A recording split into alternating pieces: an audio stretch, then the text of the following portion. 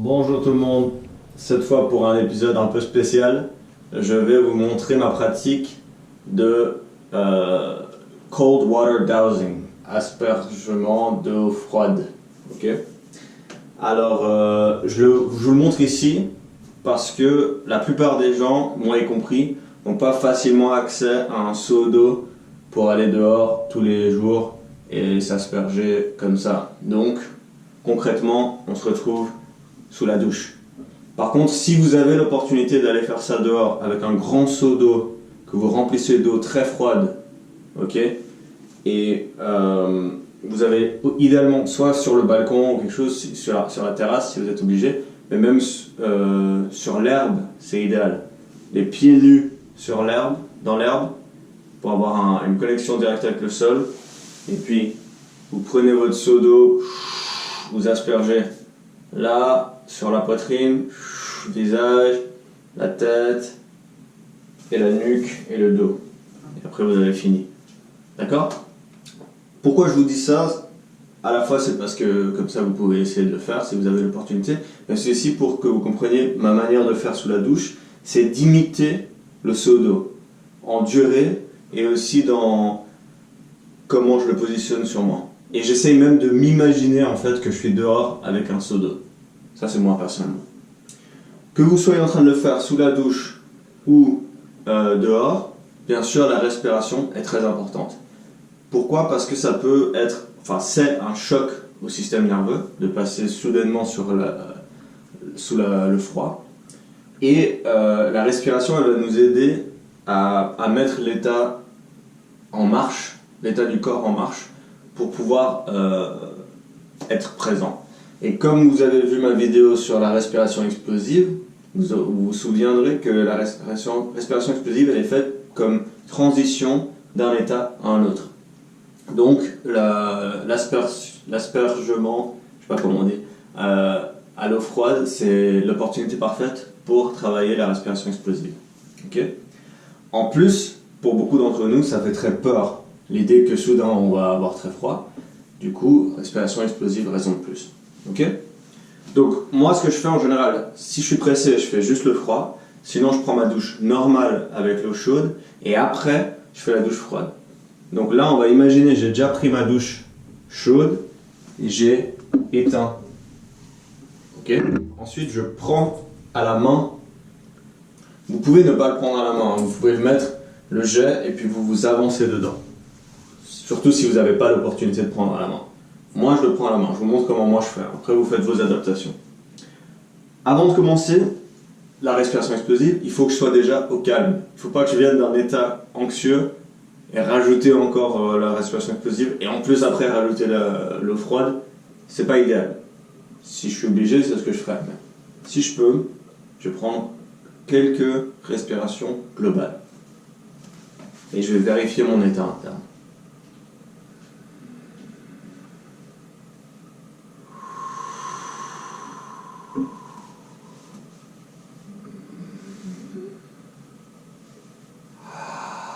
Il faut vraiment prendre le temps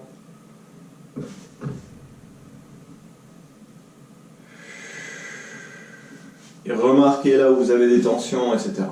Ok ? Ça, c'est la première chose. Puis après, vous allez vous préparer au froid. Ok ? Je vous donne encore un petit indice. Pendant que le froid vous asperge, tout comme avec la respiration globale, ça aussi, il y a la première vidéo que vous pouvez regarder sur la respiration globale, cette respiration qui vous corrige la posture, et bien avec l'eau froide, il faut faire la même chose.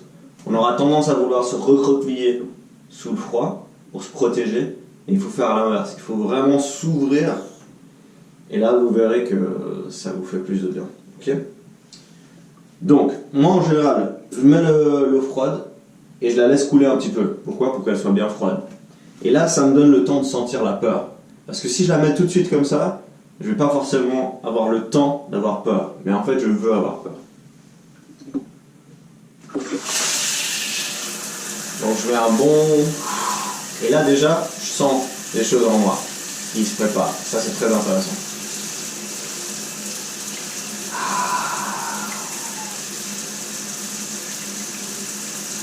Puis je vais lancer la respiration explosive. Je vous dis juste une autre chose. Vous n'êtes pas obligé de faire la respiration explosive. Moi, je vous conseille, surtout si vous êtes débutant à cette pratique, ou si vous avez peut-être d'autres problèmes de santé ou des risques par rapport au choc que ça peut vous produire. Okay? La respiration explosive avant, elle vous permet de vous mettre en marche. Du coup, entraînez-vous bien à faire juste la respiration explosive. Il ne faut pas que vous soyez en hyperoxygénation non plus, n'est-ce pas? Mais après, est-ce que vous êtes obligé de la faire? Non. Et est-ce que vous êtes obligé de la faire tout le long? Non plus. Mais comme d'habitude, je ne veux pas que vous vous forciez à avoir une respiration calme, parce que là, vous êtes en train de vous battre contre vous-même au lieu de ressentir ce que vous avez. Donc s'il faut, n'hésitez pas à faire la respiration explosive tout le long. Okay? Avant, je pouvais que la faire en respiration explosive. Je commençais avant l'eau froide, pendant l'eau froide, et après, j'étais encore en train de faire la respiration explosive. Ces jours-ci, de temps en temps, j'arrive à faire quelques respirations plus ou moins calmes pendant. Okay? Donc je ne sais pas ce qui va se passer maintenant. Là, je vous fais vraiment honnêtement commencer. Mais voilà, sachez que même si vous me voyez moi respirer calmement à certains moments, ça ne veut pas dire que vous êtes obligé de le faire. Il ne faut pas avoir de fierté là. Déjà, vous êtes en train de vous asperger avec l'eau froide. Pour certains d'entre nous, c'était impensable il y a quelques années ou quelques mois.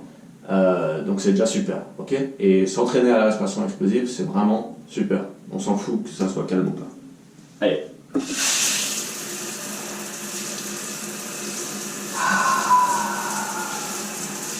Je vérifie ma relaxation.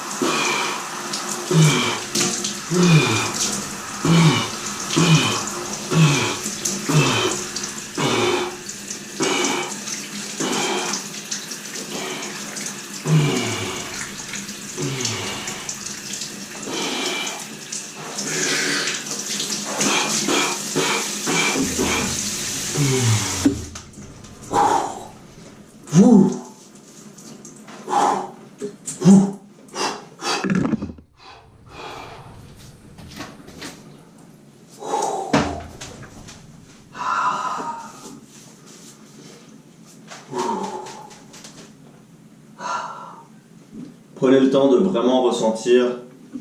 Essayez de ne pas être trop pressé à tout de suite mettre le linge. Et surtout résister à la tentation de remettre de l'eau chaude. Okay? Par contre, n'attrapez pas froid. Continuez la respiration. Voilà, séchez-vous bien. Faites des exercices, faites ce que vous avez besoin pour ensuite vous sentir bien. Et surtout, revenez à une respiration complètement calme. Là, j'ai fait une respiration explosive avec quelques moments de respiration plus ou moins calme. Avant, je faisais vraiment, et parfois ça m'arrive encore si c'est vraiment froid et j'ai vraiment peur, de un peu crier. Donc ça c'est une autre respiration peut-être que je vous montrerai une autre fois, c'est des vocalisations qui peuvent nous aider encore plus. D'accord? Donc c'est pas un cri comme ça fermé, c'est un cri ouvert. Je vais même vous donner un exemple. Okay. Donc, si jamais là elle est au plus froid possible, hein, elle est très froide.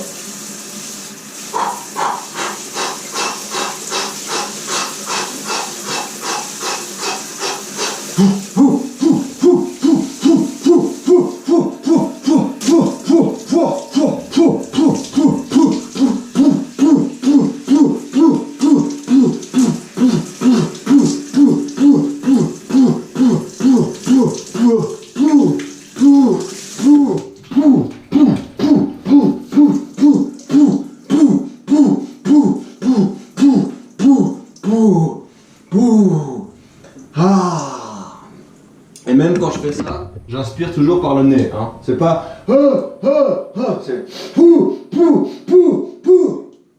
Alors là, la famille, les voisins vont penser que vous êtes fou.